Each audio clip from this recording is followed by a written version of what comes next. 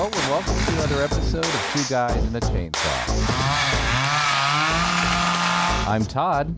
And I'm Craig. Well, Craig, this week's movie you picked out, it wasn't until I finished watching the movie and then I started digging into IMDb just how many things this movie intersects with what we've already done. From the actors to the director. And I was surprised because the movie seemed so unique and different from anything that we have done. Oh, we've done some similar stuff. But in any case, this is 2022's Swallowed, written and directed by Carter Smith. He did The Ruins in 2008. And it was a short film that he did that won the Grand Jury Prize in the Sundance Film Festival called Bugcrush, which you and I both watched as well, and we're going to save for a mini-sode for our patrons because it's really that interesting. Interesting enough for us to talk about it. Also interesting enough that it won the Grand Jury Prize at the Sundance Film Festival, which is what got him the gig in the first place on The Ruins. But I was reading an interview with the director, and he said that even after doing this big movie, The Ruins, which is based on a novel, and Stephen King loved the movie, and I think Steven Spielberg had a hand in producing it. We did it here on the podcast. You can go back and listen to that episode. He said he wanted to go back and do something a little more personal, very low budget, where he didn't have to answer to anybody. He could kind of make the film he wanted to make. And so we have this movie, Swallowed. I hadn't seen it before, but you chose it. Had you seen it before? Yep. I had wanted to see this for a long time because I first read about it, I think either when they were making it or just it hadn't been released yet.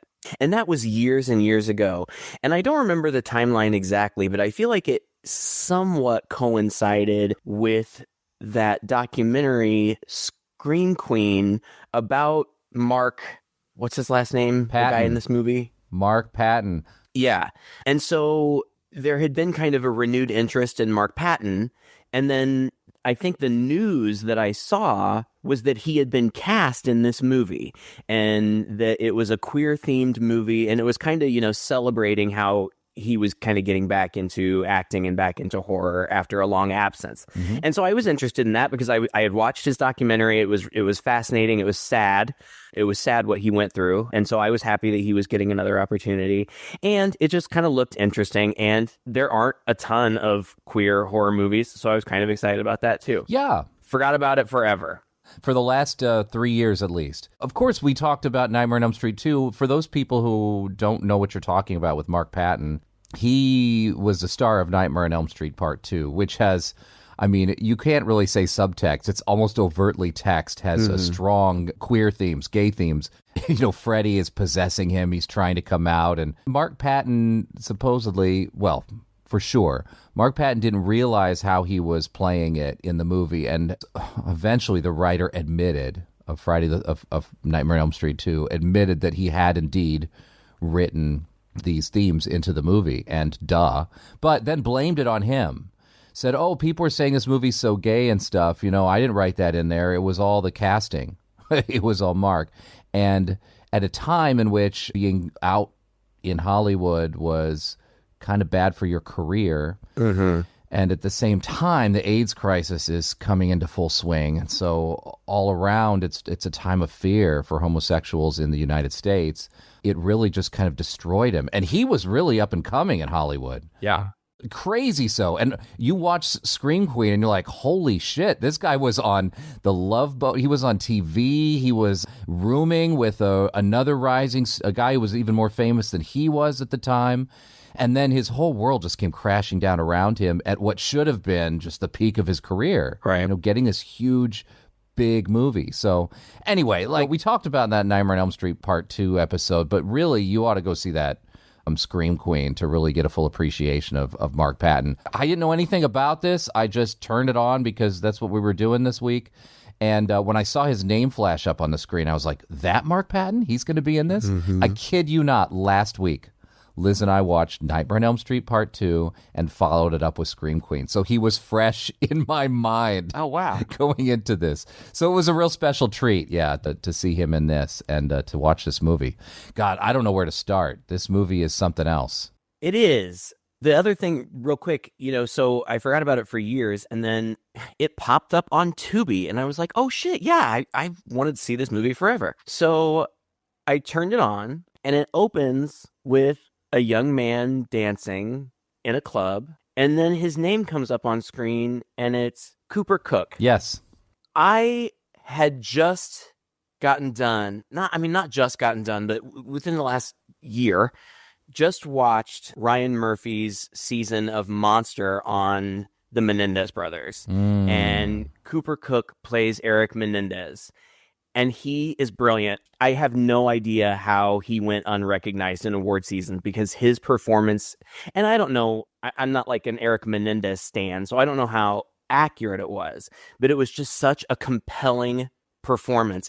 There was one episode, it aired uninterrupted, no commercials. It was, I think, 34 minutes. It was one continuous shot just on him sitting in an interrogation room. And the camera started pulled back pretty far from behind the person that he's talking to. He's talking to his attorney and telling his story. It starts out behind her. And over the course of that 35 minutes, it zooms in on him so slowly that it's almost imperceptible. Like your mind is asking you, wait, has something changed? And finally you realize it's slowly coming in. But he gives this uninterrupted 34-minute, incredibly emotional monologue. And from that moment on, I have been a huge fan of his.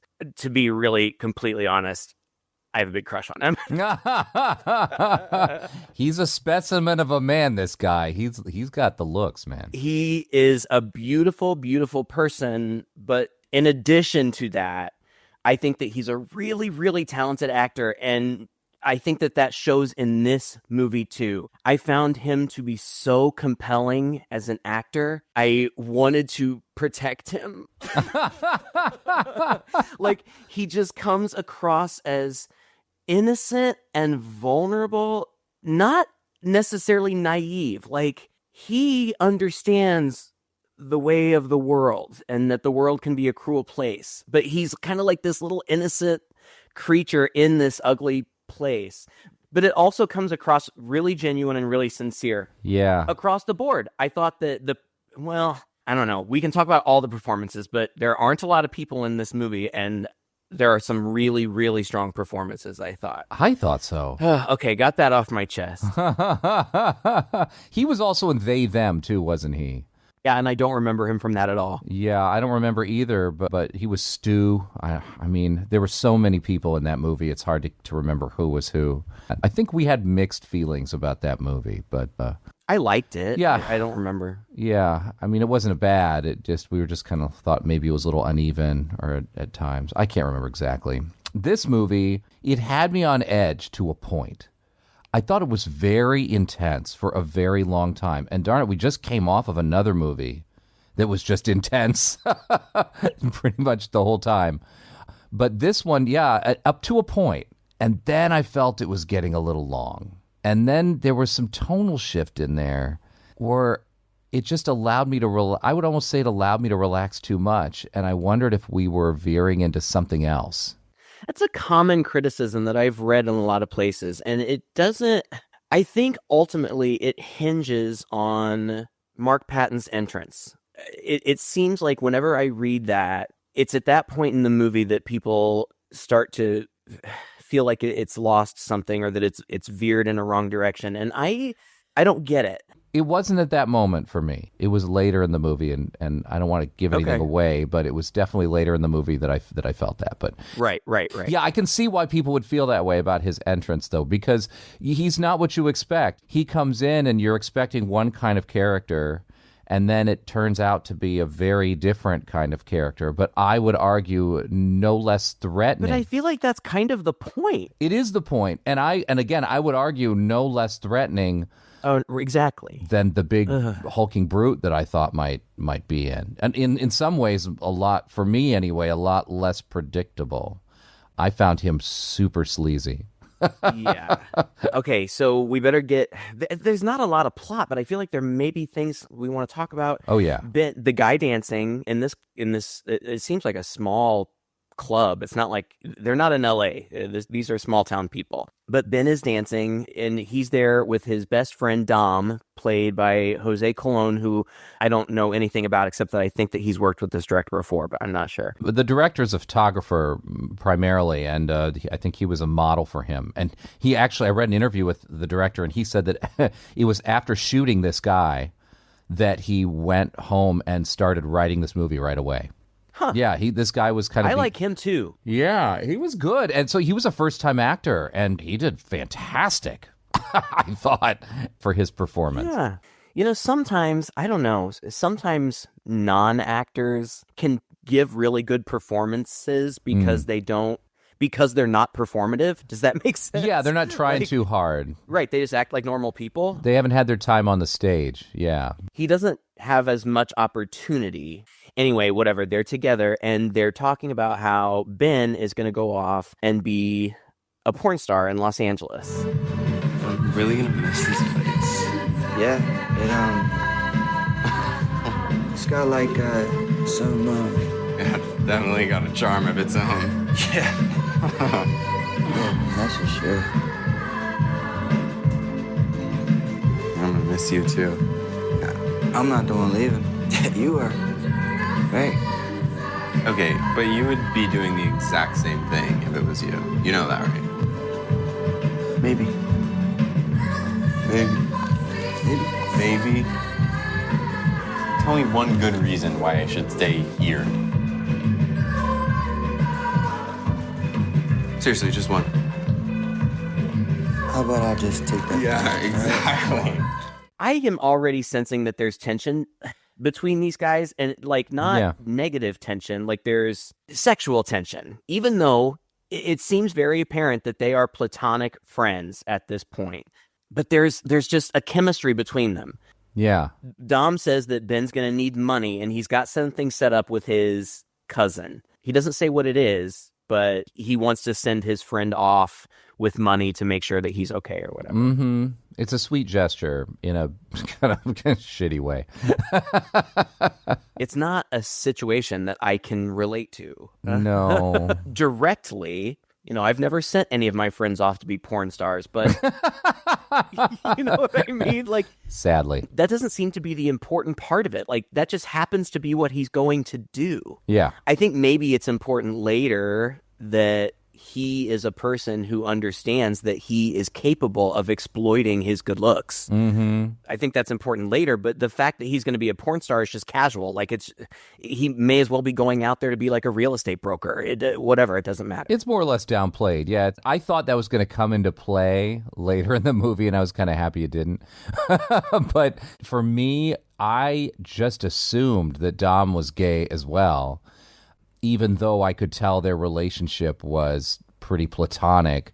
And so it wasn't until a little later, and again, I don't think a big deal was made out of it, but I think a little later, he says something about him being a straight guy. Mm-hmm. And I think he's being teased or something about their relationship a little bit. But yeah, so they leave that club, and then they go to this cousin, and he says something about, I got to make a drop, or I got to do a pickup, or something like that instantly made me think, oh shit, this is a drug thing.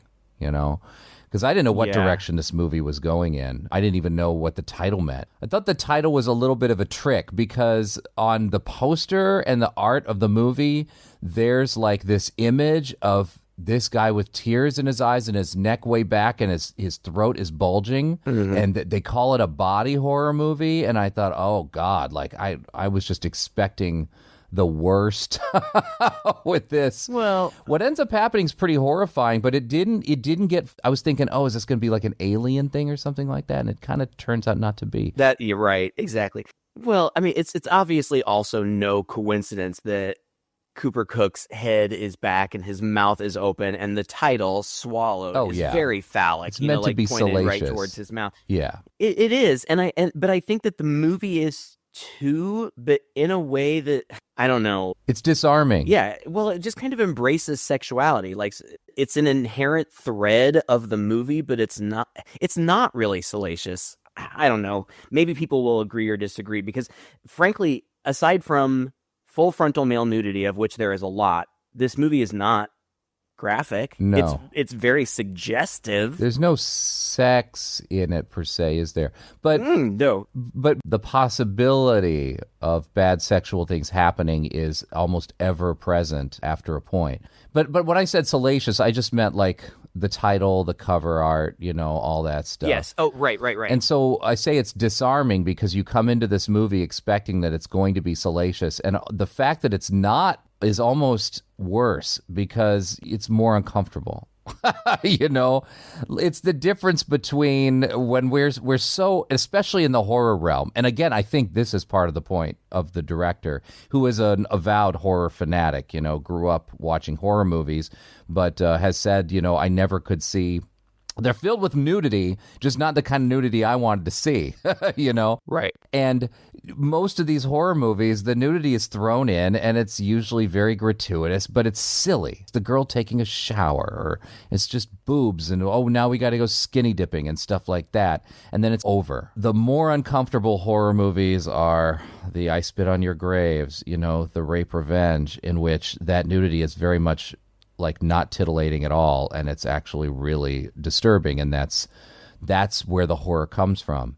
This movie's kind of in between in a way that it's riding that line. It's always threatening, the very uncomfortable stuff. Yeah, I would say it, in terms of the tension, I would say it gets there by the end. Yeah. It's not as graphically violent, but in terms of the tension, oh man, the tension gets crazy at the end. But we're getting ahead of ourselves. There are so many things that I want to talk about, but I feel like we've got to get to it. Okay, so it is a drug thing. They go to Dom's cousin's house, who we don't really see her. She's like sick. They deal with this other woman, Alice, played by Jenna Malone, who also has worked with this director before. She was the star of The Ruins. Apparently they like each other. And I think she's excellent in this movie too. She's insanely good in this movie. I was really, really impressed with her character and how she played it. She was in, wasn't she in the Hunger Games as well, I think?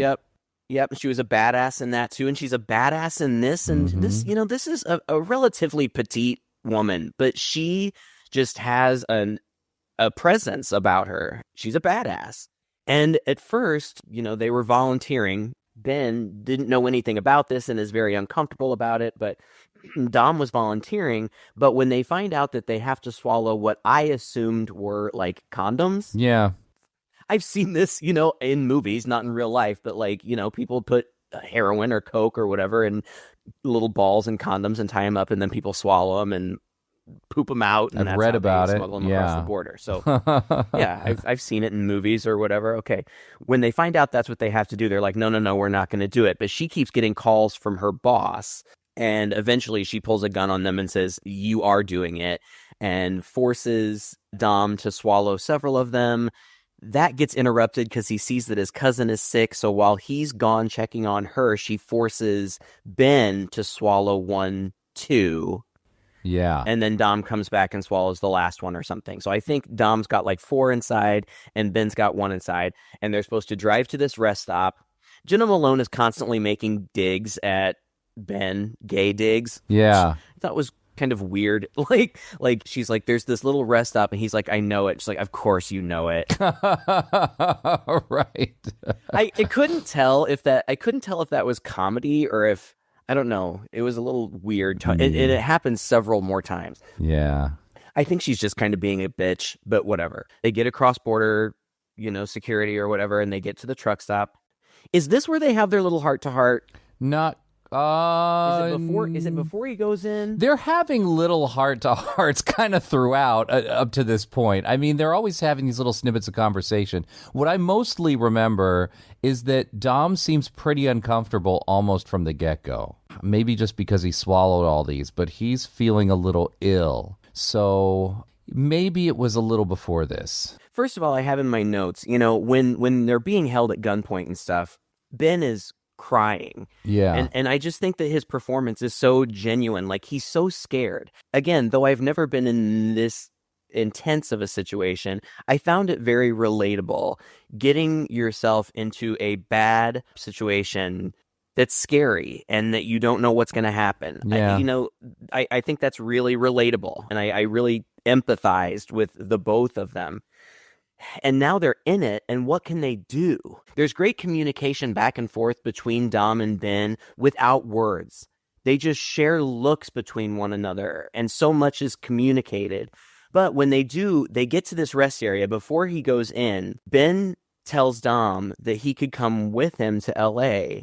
I think Dom says something like, nah, man, you're going to go out there and you're going to be a huge success. You don't need me hanging around or something. And Ben says something like, oh, yeah, because I'm so good at getting bleeped and letting guys, come on my face or whatever. And Dom says, no, but it's just you're so sexy when you do it. People are going to want to watch you. People, you're going to make people happy watching you. And Ben's like, wait, you think I'm sexy? He's like, yeah, I think you're sexy. Yeah. Ben says, but you're straight. And he's like, don't be stupid. The only reason you and I haven't slept together is because I love you too much. He says, I didn't love those girls the way I love you. And then they kind of just drop it. Yeah, they do. But because his stomach gets upset and he's like, I need to go inside. I don't want to shit myself. This is a major revelation. I honestly considered asking you if we could do this episode or do this movie for our Valentine's Day episode. Oh. Because I ultimately think that this movie is a tragic love story. It kind of is, isn't it? These two men are in love. Yeah. They're in love. They are. Uh-huh.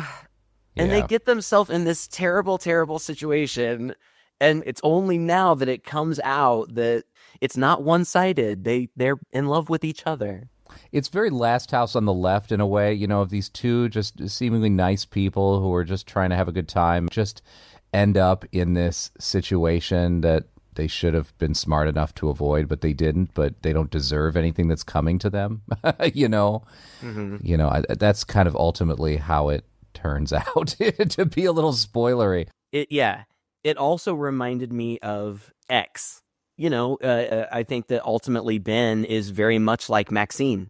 True. But that may be getting a little spoilery too. In the rest stop, he's on the toilet, he's trying to get this stuff out, but he's billed as the redneck. Huge redneck. He's billed as Randy Redneck.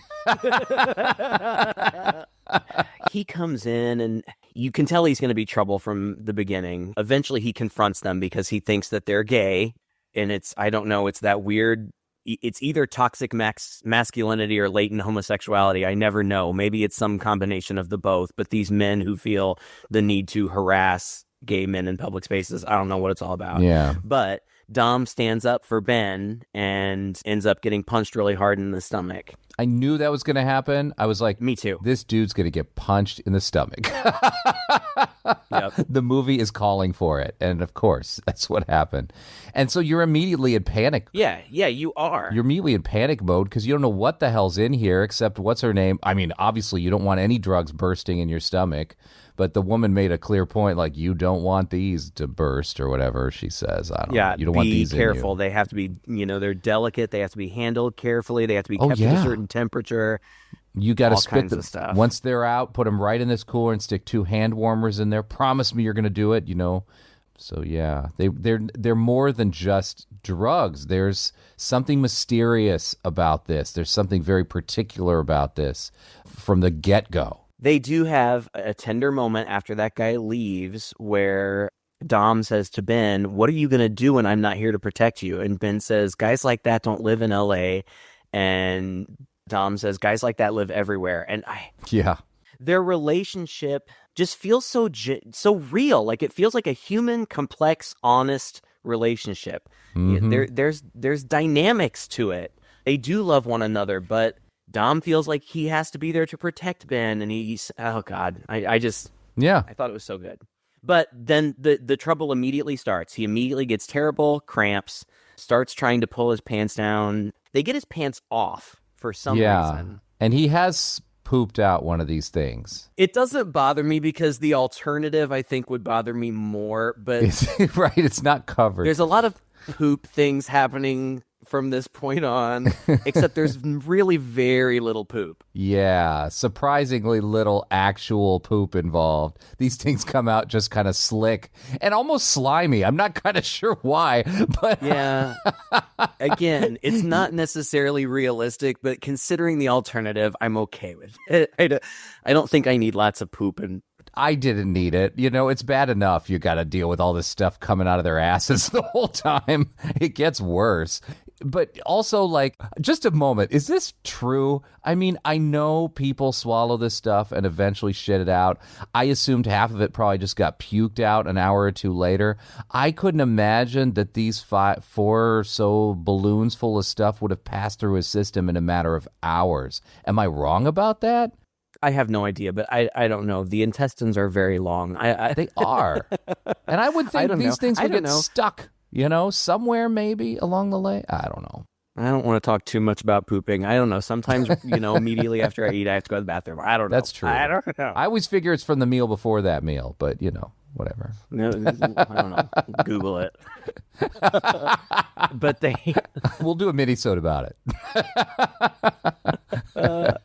Now, so he gets him out to the truck, but they can't leave because the redneck slashed their tires. And Dom is saying he can't feel his legs.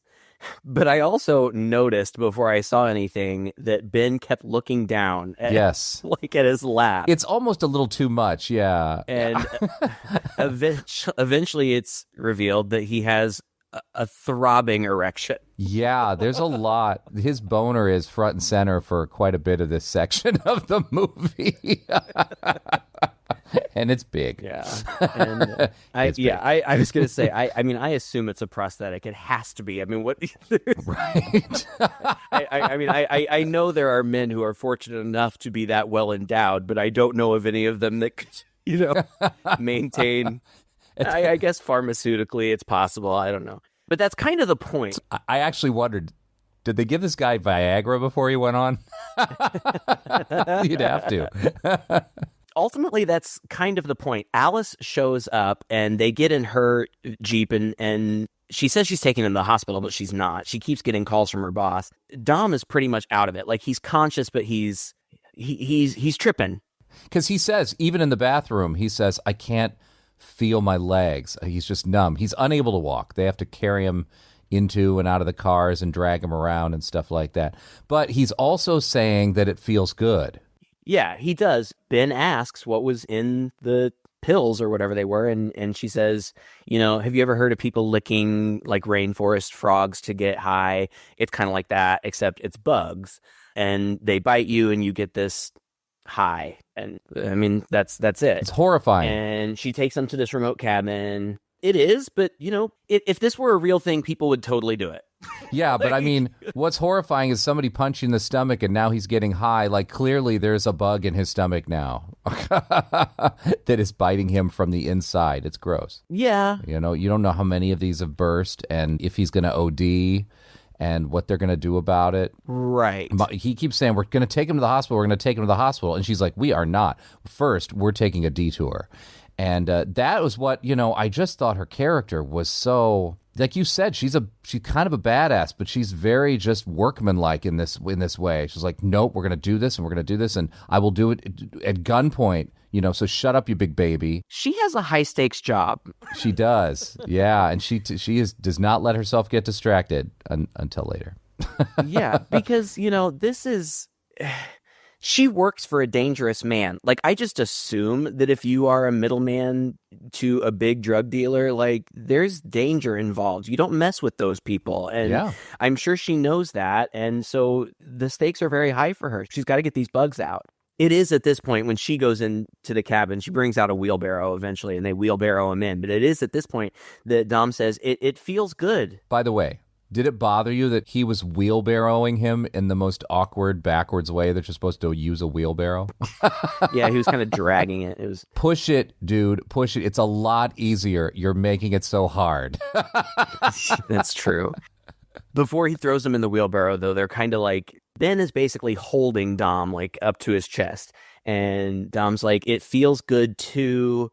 my dick's been hard for the last hour. And Ben goes, yeah, I notice. And then like Dom's almost kind of, I don't know, snuggling into him. But anyway, then they get him in the house. So apparently what this drug is like Viagra and ecstasy. But for whatever reason, it causes you to also be paralyzed.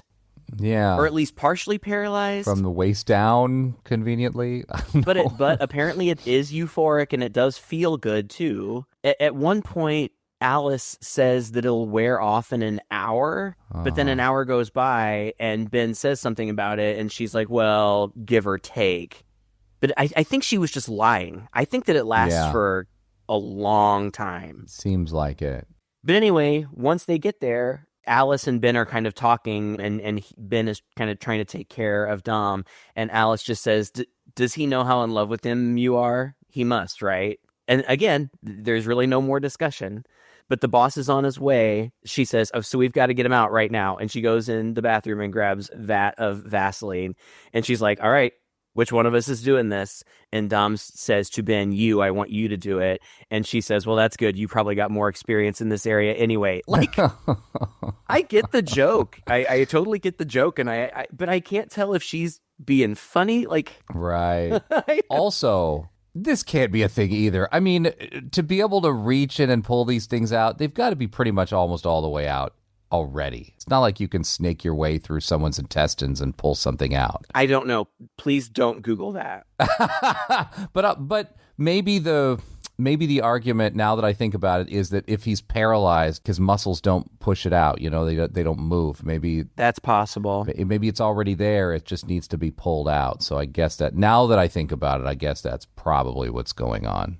I wish that had been more explicitly stated at some point, because this was bothering the heck out of me. I'm like, please, because we get a good 20 minutes now off and on of him, thankfully under a blanket, but reaching underneath this blanket and supposedly fishing up into this guy and pulling out these balloons. It's a horror movie. Obviously. Yeah, and it's very uncomfortable to watch, but there's like I said before, there's not very much viscera. Like, you know, he pulls them out over the course of, like you said, the next half hour or whatever. We don't see anything. You know, Cooper Cook is shot from like chest up. We know what he's doing, and there's some sounds, and Dom is, you know, moaning and uncomfortable. I was going to say, I mean, we don't need to see anything. Like, Dom was uncomfortable enough that it made me uncomfortable. Right. You know what's happening. But when he pulls his hand out, when he pulls the bags out, he holds them up, and his hands are far, far, far too clean. Right. Thank God. Thank God. You know, we get the point. That was probably a discussion on set. You can imagine, right? You can imagine they were like, wait, no. At some point, the director made a call. He's like, you know what, guys? Well, that's a bridge too far. Wipe off some of that makeup. And it was the right call. It was the right call. All right, so the bad guy arrives. The guy that we don't know anything about him other than that he's the boss, and he shows up, and it's Rich, played by Mark Patton, excuse me. All this bullshit and a real-life sex show, too. And such beautiful boys. I thought you would notice. Is he fit? He's a short man, an older man, and he's been through a lot in his life. And that's what his character looks like, too. Yeah. And he's also a little gay cowboy. Yeah. He reminds me almost comically a little bit of like Leslie Jordan. Yeah, you're right. He's, you know, a little bit effeminate. But I loved that because I feel like it's not Mark Patton playing against type. It's just playing the character against type. It's not what you would expect. Yes. But I liked that it was almost Mark Patton being able to embrace exactly what it was that he was criticized for and ostracized for early in his career, was, you know, his effeminate presentation, and he goes for it. And though he is a little silly, more than that, I also believe that he's very dangerous. Yeah. Everything has been very serious and on a certain level up until this point. And he brings a different kind of energy. Yeah. And I can see how that shift might be abrupt for some people. It wasn't for me. I liked the energy he brought. I thought it was manic and scary. I was scared of him from the time that he walked in and said, all this bullshit in a real life sex show too, and such beautiful boys. Yeah. The fact that he looked at them in that situation and sexualized it and commented on their looks, I was like, this guy is a disgusting, disgusting sleaze, and he's no good, and nothing good is going to come of this. Yeah, I felt the same way. I 100% did not feel like this was suddenly turning into a comedy and he was the comic relief. I thought he was a loose cannon the minute he came in, and he was going to make a bad situation much worse. Even if these boys are fine and he gets his drugs, they are still in danger. It immediately gets even worse. He says, in a very sleazy way, he says that he might have to get the one out of Ben himself. Yeah. Gross. Yeah. And then he forces Ben to continue mining for gold. And while he's doing that, he puts the gun in Dom's mouth in a really sexual, intimidating way. Yeah. One of the things that I appreciated about this movie is that from this point, it feels very much to me, even in look, in style, and in cinematography, it starts to feel like one of those sleazy 70s rape revenge movies. Yes. I've never seen it done before where men are put in the vulnerable position. Now, of course, in the rape revenge movies, the tables are always turned. Yeah, there's, like Deliverance or stuff like that. There, but not in your face like this is for such a sustained period of time. It's like, ooh, this act, and it sort of happened, and sometimes it's just even alluded to, right? And then the rest of the movie is just about the getting away or the revenge bit. This is so in your face, and this whole movie is really in your face, and I think it's because. Well, and I read an interview with the director, and he basically confirmed it. I was confused when I first pulled this up because it was in 4:3 aspect ratio instead of widescreen. Just like the old television aspect ratio. Mm-hmm. And I thought, did I get like a copy that was meant for TV, or like what's the deal here? Are we going to get letterboxes on here? Are they going to do weird stuff with it? No, the whole thing is shot in a mostly square 4:3 aspect ratio, and the director said he wanted to do that because that allows you to really frame it so you're up in people's faces. He wanted to have lots of close-up. He wanted to have lots of that, and he's absolutely right, because with the widescreen you can get close-up in someone's face, but there's always going to be space off to the sides of the screen that's not filled. Here, the faces fill the screen, and he's able to put Mark Patton's character, Rich is his name, he's there with his gun in this guy's mouth, and this guy's like looking up, got tears in his eyes, and he's in pain, plus he's got this gun in his mouth, and this image is filling the frame. Mm-hmm. While just in the background is his friend and the other woman looking on. It was actually a really smart move, and I think a real bold choice, but it really worked with this movie, and I think it made it that much more claustrophobic and personal. Mm-hmm. It made me feel the way that I feel watching those movies. I was very nervous. I felt anxious, almost sick. I felt the sexual violence was imminent, and I was dreading it, and I was so scared. So it was very effective in getting me to feel that way. Rich, the bad guy, when Alice says something like, they're just kids, Rich, he tells her, your business is done here, leave. And though Ben, just kind of through eye contact and by mouthing please, kind of pleads with her to stay, and Jenna Malone's performance makes it clear that she does not want to leave these young boys in this situation, but what choice does she have? Yeah. And she leaves. Alex kind of, grossly talks to Ben and says the bugs will be dead and useless to me in 20 minutes. So Ben keeps trying to get them out, but Dom cries out and writhes in pain, and it turns out that the last condom, or whatever it was, popped inside of him. Alice, hearing him crying out in pain, comes back and begs Alex to let her take him to the hospital. Alex takes her outside, and you can hear them arguing outside. Rich. Excuse me, that's right. Rich takes her outside. Yeah. Well, why am I saying Alex? I'm not sure. I know why I'm saying it. It's because that's what I have in my notes. I don't know why I swear. I just made up names for people, apparently. It's fine. Rich takes Alice outside, and they're arguing. Meanwhile, inside, Ben is weeping over Dom, who he thinks is dead, but Dom wakes up briefly and they have a sweet romantic kiss. And again, Todd, like, I just think this, Yeah. it's only one element of the movie, but I feel like this tragic love story is so sad. It is. And Dom dies, and Ben is just pleading with him, please don't leave me here. And then he hears a gunshot, and Rich comes back. He seems a little bit upset, like he's almost on the verge of tears, and he says, The bitch pulled a knife on me. Look, I know he's your friend. I get it.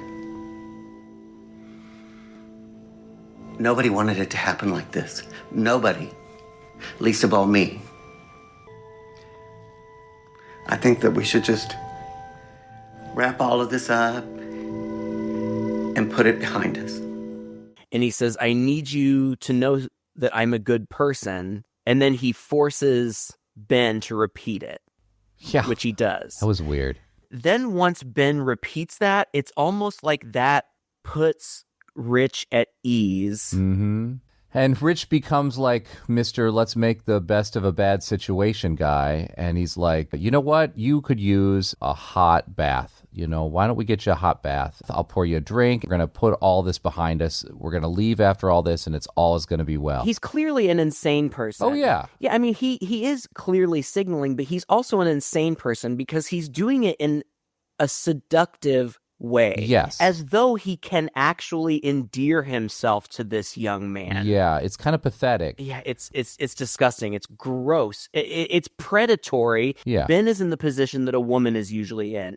He is at the mercy of a man who has power. It reminded me of those movies because, as those women often do, he realizes that he does have agency and he can, in fact, use his body and his looks to his advantage. Yes. He's in a vulnerable position. He has very few options, but he does have that at his disposal. That's why I said earlier that I think that it's important that he's going to be a porn star because he's not somebody who is opposed to exploiting his sexuality for personal gain. True. In this case, his personal gain is survival, but he has that tool at his disposal, and I like that. I think it's great. Yeah, it's classic. It's a classic trope, like you said, the woman in trouble who like suddenly gets the idea and turns around and smiles and is like, oh yeah, boy, why don't you pour me a drink after all? And then the man smiles, the wolfish grin, and then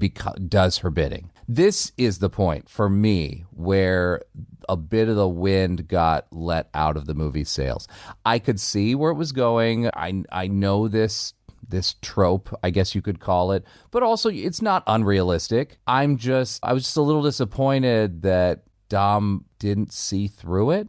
I mean, you can see he's being cautious. Let's put it that way. He's not leaping all over him. He's not like, oh, okay, yeah, let's do it. You know, he's got his gun, and all of his power comes from his gun. Ben could overpower this guy very quickly and very easily. He could at least outrun him. Right. But the gun is the power. And so the movie very much becomes about, where is the gun? How close is the gun? Who has control of the gun? You see the gun in the foreground, and Ben is eyeing it while he's in the tub, and it looks like he could maybe reach over and get it, but then Rich comes in with the drinks and sits down and chats with him. And then, you know, Rich's conversation with him is kind of interesting. I wouldn't have known this except I just came off of Scream Queen. He tells him little facts about himself that are straight out of Mark Patton's biography. Did you notice that? Yeah. Doesn't he say something like, have you ever been to Puerto Vallarta? I've got a little place down there. I've got a little place down there. Yeah. He's And talking about how he roomed with this famous guy and all these things in LA. It was he once did a line with Grace Jones. Yes. He wasn't a big movie star or anything, but he once did a line with Grace Jones.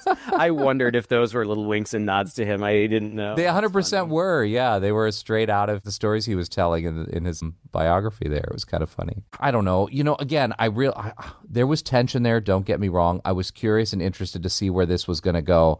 But his friend was already dead. We kind of almost need to be reminded that balloon is still inside of him. Mm-hmm. But he's not showing any signs of pain or... No, but that's why Rich is putting him in a warm bath.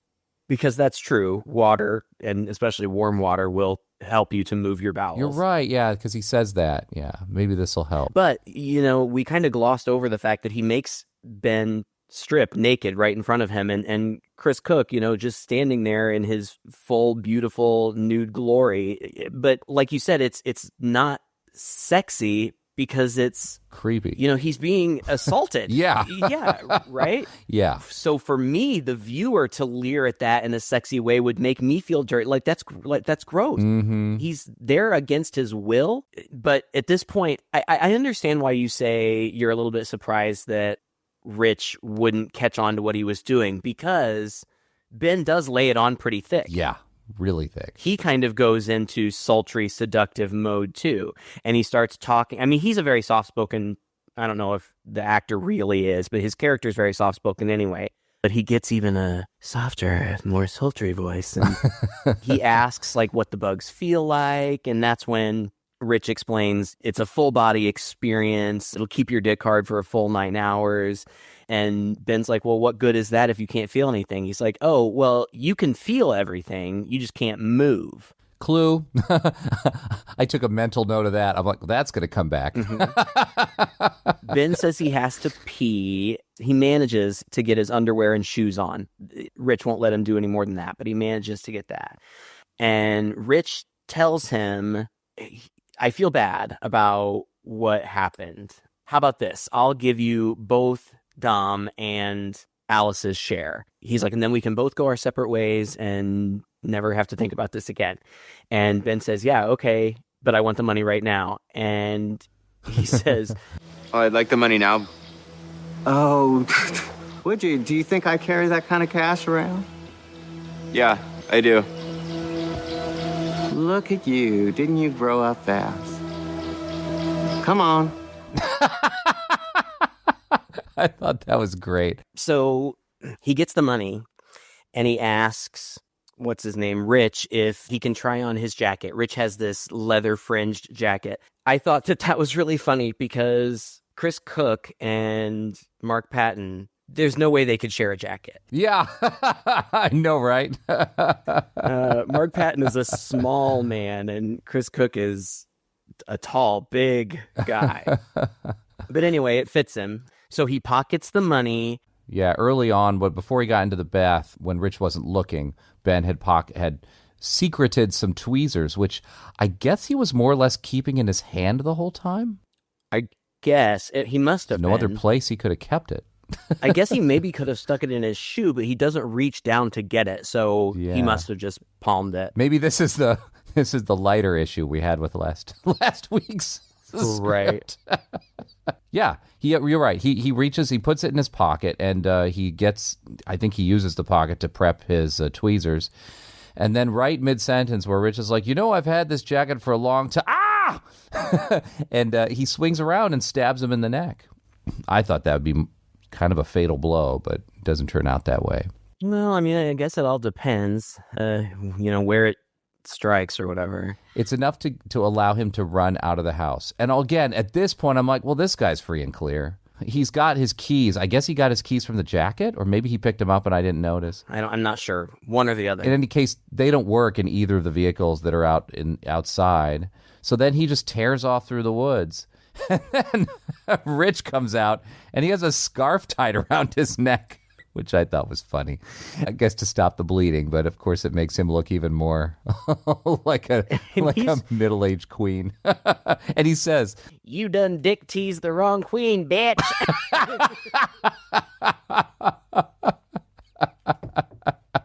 But he's obviously not getting very far. He's not going to be able to track this boy down.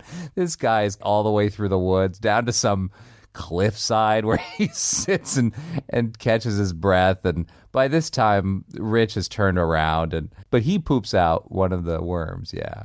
The last one. Yeah. And gets an idea. Right. So he goes back and he sees Rich throwing Alice in the outhouse. Ugh, gross. And then Rich goes back inside, and I don't feel like there was much to it, right? It really wasn't. Ben chokes him with a fireplace poker and then gets him on the ground. And I loved the choreography of this. It didn't feel sexual, but it felt like dominating. Right, and a power reversal. Mm-hmm. Ben, still clad only in his underwear, throws himself down, straddling Rich. And again, it's just the power completely shifts. He's got the gun now. And it's good. Yeah. And he spits in his face, I think. And he sticks that. Yeah, he sticks the bug on it, and he says, "Does that feel good?" It's gross. It's gross, but it's also, Appropriate. yeah, you're glad that Yeah. this guy's getting what he has coming to him. The next thing you see is Ben takes Dom down to the river and washes his body and holds him, and it's a beautiful camera shot of those two men in the water. Then you see Rich being dragged along the outside ground. He's saying, "Please don't do this. Please don't do this. I've got money. I can give you anything you want." And Ben is dragging him to the outhouse. And my favorite line, I think, was when Rich said, "Oh, you're going to go to hell. You're going to go to hell." That was ridiculous. I thought it was funny, and I don't know, I believed that character is a real person. As eccentric as he was, I believed him as a real person. Yeah. And he throws him in the outhouse, and then it just cuts to the title. Yeah. And then interspersed between the credits is footage of Ben in Los Angeles at the Squirty Awards. Fictional. I had to look that up to make sure it was fictional. He now goes by the name Benji Dom, and he's nominated for Best Newcomer for his role in Backwoods Boy Bang.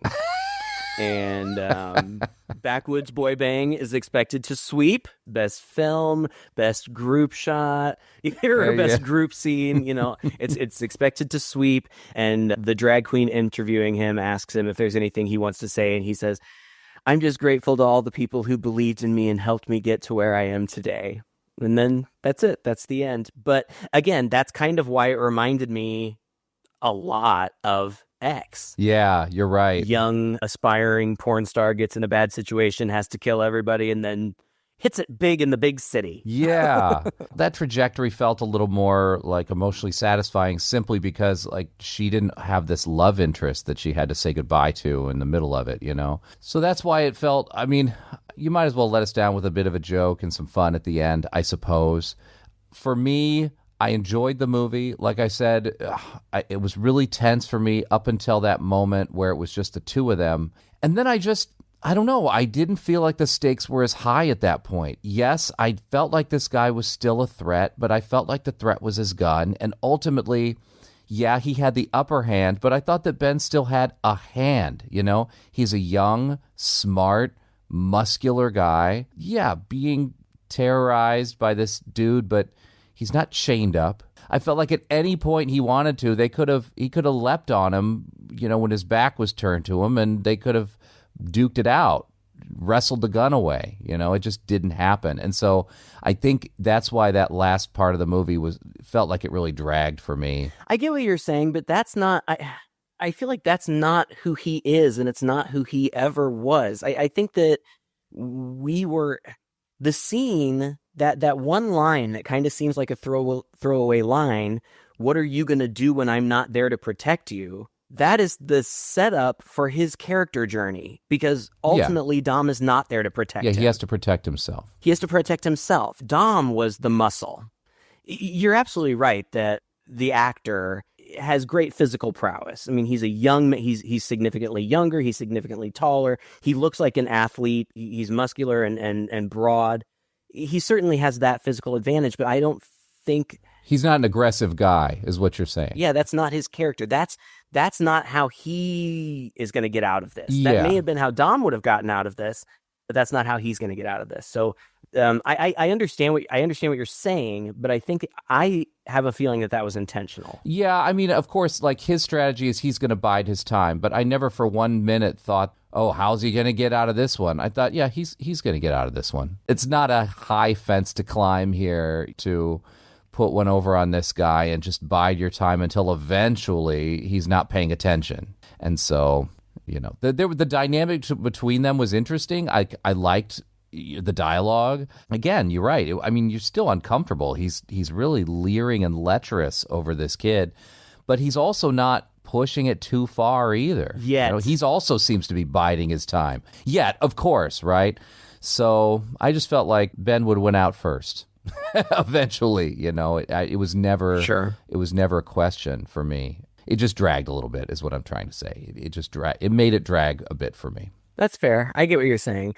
I also thought that it was a smart choice to cast someone. I mean, casting Mark Patton, that's great, but just someone of his stature. Like you said, it goes against our expectations. It goes against type. But I also think that much in the way that men can be victims of sexual assault, it also goes to show that all perpetrators of sexual assault are not necessarily what you would expect. Big, brawny, aggressive people. Yeah. Right. It can be anybody. And you say, his only power is the gun. Well, that's going to have a lot of power over me. Yeah. Anytime anybody's pointing a gun at me, yeah, they've got the power and I respect it. So I think that's enough. That is his muscle. I found him to be very scary and menacing. It is his muscle, but I do have to point out, he handled that gun so flamboyantly. Mm-hmm. At times he was scratching his head with it. He was pointing his, he's kind of got it in his hand, like waving it around in this way that he didn't seem to respect the gun. That's true, but he's crazy. He is crazy, but it wasn't like, oh my God, he's going to shoot anybody kind of crazy idea that I felt. I felt like his gun handling was so lazy that at some point he was going to get overpowered or he's going to set it down, Again, that's another reason that he made me so uncomfortable and I thought he was so dangerous because I thought he would shoot anybody. He shot Alice. I thought if Ben had just continued to go along with this little play that they were playing out, he would have been dead. Yeah, the next thing that would happen was he would have been sexually assaulted, and then he would have been killed. Mm-hmm. That's what would have happened. Probably true. That guy's not giving that kid $15,000. No way. No. He's having his way with him, shooting him in the head, and going about his day. Probably involving the worm in it somehow. Right. Anyway, overall, I'm really impressed with this movie. I just think for, such a small cast and a limited location, limited budget, I just think that it's so well done. I think that the acting is remarkable. I think that the cinematography and the style are very effective. I found it tense and compelling. I really, really, really wanted Alan to watch it with me because I wanted to see what he thought of it. This is one of those movies that's hard to say that you like it because it's uncomfortable to watch, but it's something that I would 100% recommend because I think it's a really good movie. Yeah, it's a compelling story. It's different, too. People categorize it as body horror.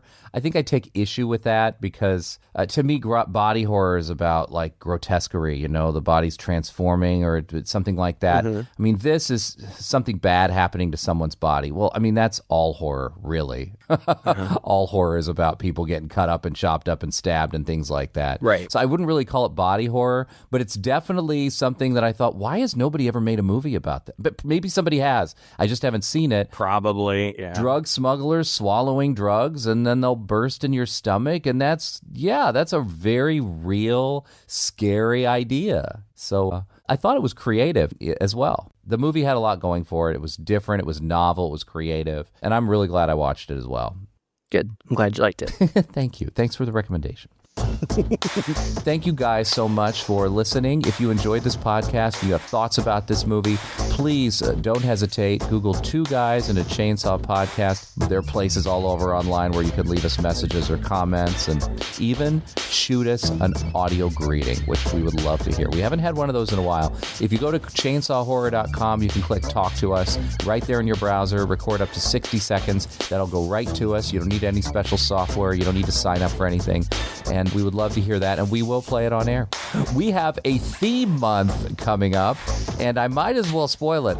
We are going to do In Space sequels, where franchises took a sharp left turn, or should I say upward turn, straight into space. And we have 4 movies lined up that we think you're really going to enjoy, and I'm looking forward to all of the cheese. Until next time, I'm Todd. And I'm Craig. With Two Guys and a Chainsaw.